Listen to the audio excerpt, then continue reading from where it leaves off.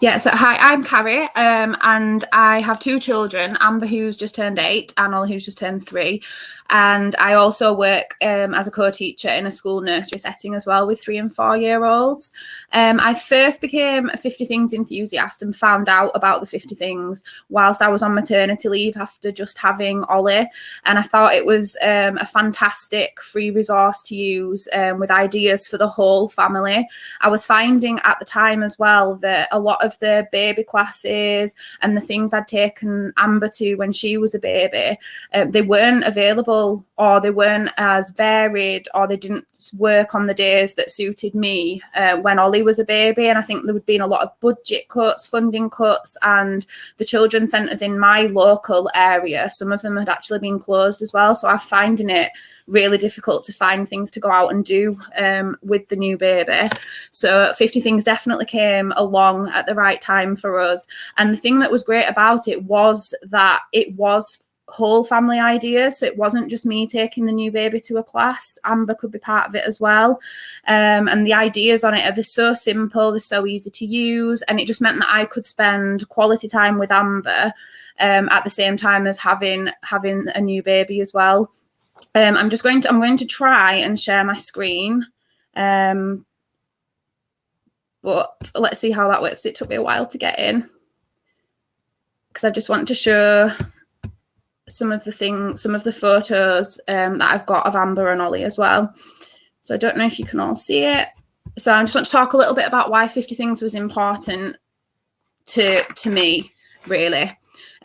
So from working in early years as well as being a parent, I can see firsthand how social disadvantage can affect children's development. And I have a lot of children who come into my setting who haven't had a lot of early experiences in their life. And obviously with not being able to take Ollie to all these baby classes, I was really worried that Ollie wouldn't have as many early experiences as that I'd been able to share when Amber was a baby.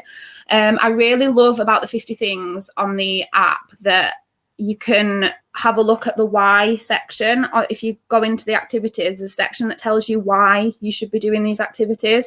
So there's a lot of things out there, a lot of different campaigns, a lot of different projects that tell you what you should be doing with your baby. You should be doing this, you should be doing that, but I don't think all of them necessarily say why. So if you didn't come from an educational background, and maybe you would, maybe you wouldn't, would you know that allowing your child to jump in the muddiest puddle that they could find, it's not just about them having fun, it's also helping them and encourage them to think in a scientific way. So thinking about the speed, the height, the depth. And that's what really stood out for me about the 50 Things. It fits in so naturally with the early years curriculum that I work in. And I think, although I was worried about Ollie not having as many of those early experiences that I'd been able to share with Amber, actually having the 50 Things resource to hand has probably increased it, because it's perfect for doing as a whole family. So it's not just mum and baby at a class. It can be done at any time of the day. And it's inclusive for all ages and stages of development, which is highlighted on the app as well. Or it can be adapted to be so. So although it is 50 Things to do before you're 5, Amber's now 8 and she's still an avid user of 50 Things to do before you're 5. So I hope you can see my screen because I've got some photographs here. So Amber was here. She was 5 at the time. Ollie was just a couple of weeks old. So it's the first time at the park on a roundabout. We've got the first time we went to the library together as a family sharing books, the first walk along the canal and hearing and feeding the ducks. And then there's the picture here in the snow. So I think this really highlights how the 50 Things can be adapted for children of all ages. So Amber is a 5-year-old here. She's had her experience of the snow by rolling in it, jumping in it, making snow angels, throwing snowballs, building a snowman. And Ollie, I don't think he was more than 2 weeks old here, so he was wrapped up nice and warm in the pram, but he still had that experience of the snow. He still felt the cold air on his cheek. He heard us talking about it, saw it falling from the sky when he was looking up. And obviously their experiences this time were very, very different, Amber being 5 and Ollie only a couple of weeks old.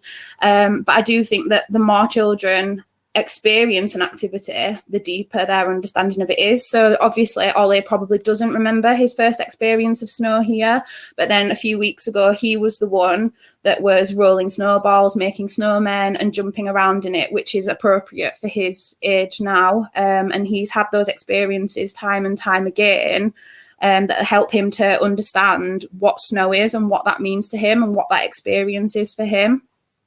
And I do think as well that 50 Things has really helped Amber and Ollie to bond. There is a big age gap between them. There's 5 years between them. And obviously they bicker like all siblings do. But he has learned so much from his older sister, from the way she's taken 50 Things on board, to copying how she goes about doing a 50 Things activity, listening to what she's saying as she's doing it, playing alongside her and just exploring the 50 Things together. And I do think that their shared experiences of using the 50 Things rather than having separate activities for both of them has really brought them close. And another thing that I really loved about the 50 Things was that it's localized to where children live. So coming from a professional perspective again, working in early years, there's a lot of emphasis placed on how children understand the world that they live in and how they make sense of that. And that's what I think is great about the 50 Things concept. So for us, it's local to the area of Bradford. And I think that helping children make those links in their local area, seeing what their local area has to offer, what it looks like, really helps them with then their development in moving forward and understanding the world around them. If they don't understand the place that they live, how can we as adults and educators expect them to have a further understanding of the world? So I'm just going to move to my next slide about what's worked really well for us as family. So first of all, the app I find really, really beneficial. It's user friendly. All the activities are right there to hand when you open up the screen. And then I really love the memories section where you can save photographs that you've done during an experience. And Amber and Ollie really love to look back on those.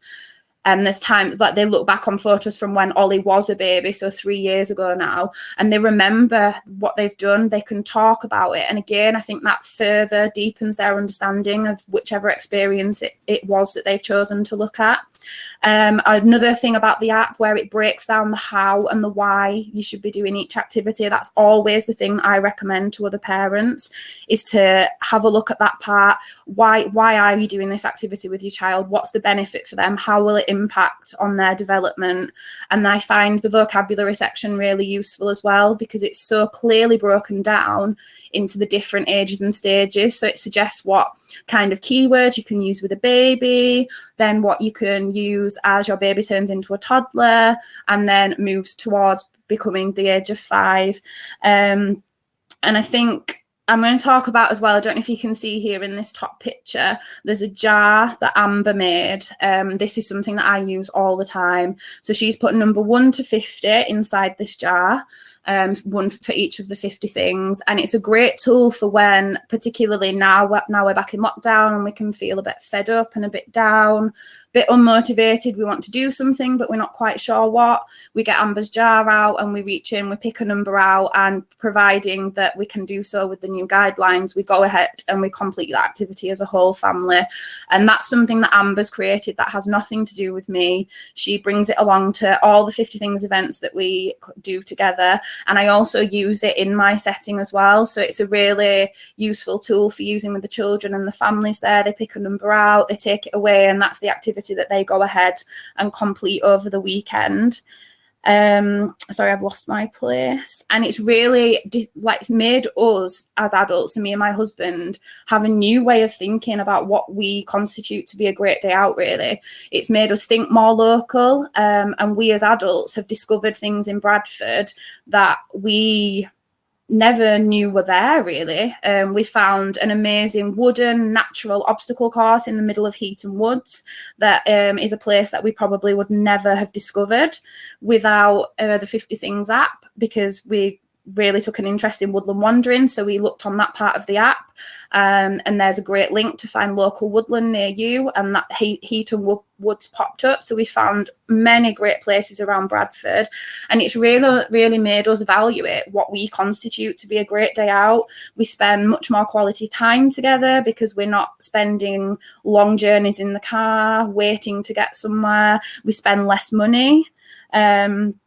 And yeah, I think it's just really made us have a new way of thinking what we want to do to be able to spend quality time together. And for us, sorry, I'm just trying to move my slide along. Oh, I moved too far, sorry. Lockdown, I really think for me personally, 50 Things really came into its own during the last lockdown and in the new one that we're in now. So I was busy trying to work from home full time, homeschool a 7-year-old, potty train a very reluctant to be potty trained 2-year-old, and it definitely wasn't easy. Trying to keep them both simultaneously entertained when there's such a big age gap between them was a challenge. And I found the 50 Things resource a lifeline, if I'm being honest. It was brilliant. We were never short of ideas that we could try time and time again.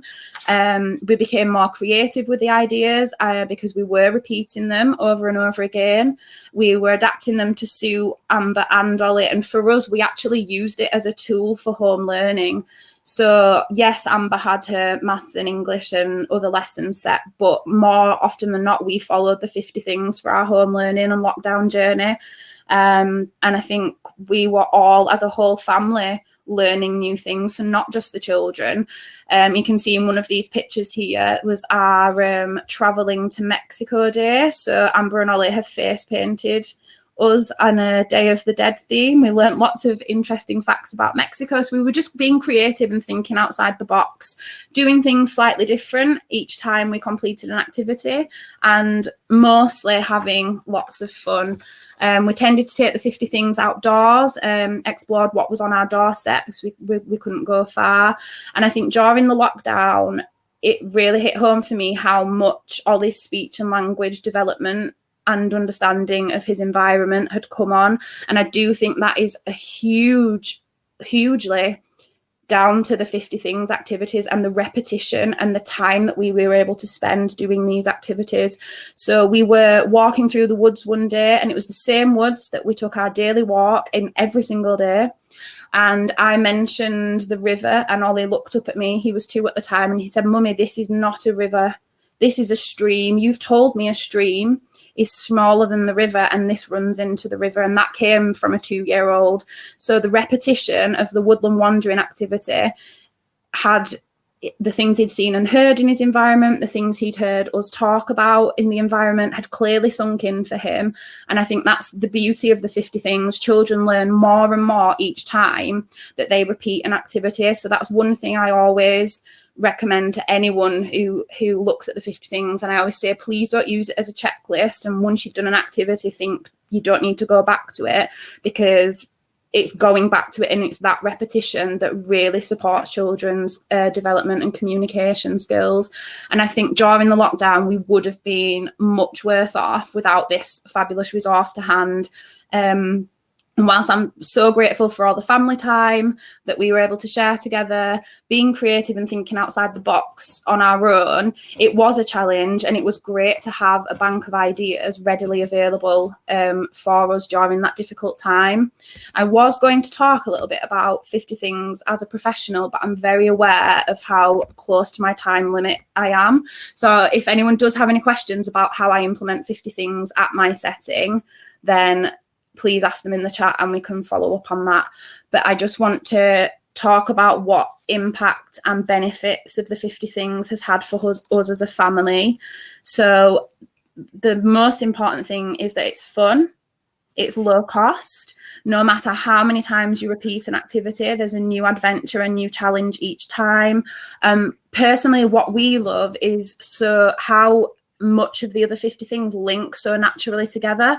So our favourite activity is woodland wandering, but it links in so naturally with things like water feature, building dens, home from home, trip trap over the bridge, mini beast and bug hunting. I could go on. It's amazing what experiences children can have just from completing one of the 50 things activities.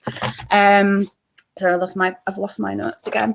And I think as well, speaking from a parent's perspective and thinking about being in a parent's head, an adult's head, going outside and exploring the outdoors, it's not just great for the children. Yes, it's brilliant the children are learning, but it also has a positive impact on our mood. And I know that everyone's feeling very fed up and a bit trapped at the moment because we're back in a lockdown, and it's easy with the dark mornings, the dark nights. It's easy to get sucked into that trap of feeling unmotivated and not positive.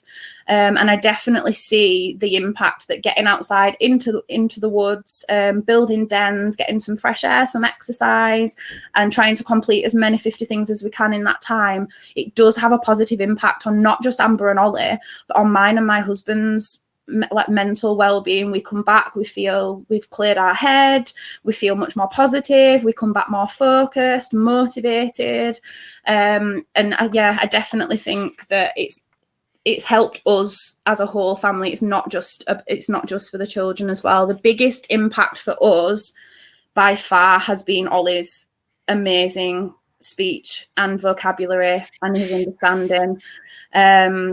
Everyone who meets him has commented on it, and they can't believe that he's just turned 3. And I do genuinely feel that a huge part of that has been because we've been able to access the 50 things tool for him. He's had all these amazing experiences, which actually haven't cost very much money. They've included the whole family. We've had quality time as a family, and he's just gained so much experience from them, learning from his older sister, using the vocabulary section on the app, the why section on the app. It's so clearly broken down. And for us, you can see where you can take it next as well. So when he was at that toddler stage, I always looked at the next part and thought, okay, so he's understanding that now. Where can I take it next for him to help him develop further? And I just think it's amazing to have such a bank of ideas readily available rather than trying to think off the top of your head all the time. It's impossible. So it's great to have them there, and you can repeat them, you can change them, you can adapt them. And I recommend 50 things to anybody that I meet, anyone that I see. I could talk about it all day, but you're probably bored of hearing from me now, so I won't talk about it anymore. But I'm really pleased that the project's now getting national recognition, because it means that so many more families are going to benefit from just the simplicity, but the effective activities that 50 Things has got to offer. So I'm really pleased that it's gaining that recognition now. And I've just got a slide here with just a few tips. So like I've said, repeat the activities, have a new adventure each time. If you can, the jar of ideas that Amber set up was amazing. Getting in a child's perspective, because that, as Amber once told me, sometimes a grown-up's ideas are rubbish and boring. That was at an event that we were due to hold, and Amber just rubbished all my ideas and said that it was boring. She changed it all up, and it was much more engaging for the children and the families who took part. So if you do have a child to hand, definitely use their input and their perspective. Looking at the vocabulary and why section on the app, I've said that so many times now. That is the one thing that I always say to parents, and take the 50 things outdoors. That's other tips. I have left my Instagram on there as well if anyone does want to follow Amber and Ollie's 50 Things journey.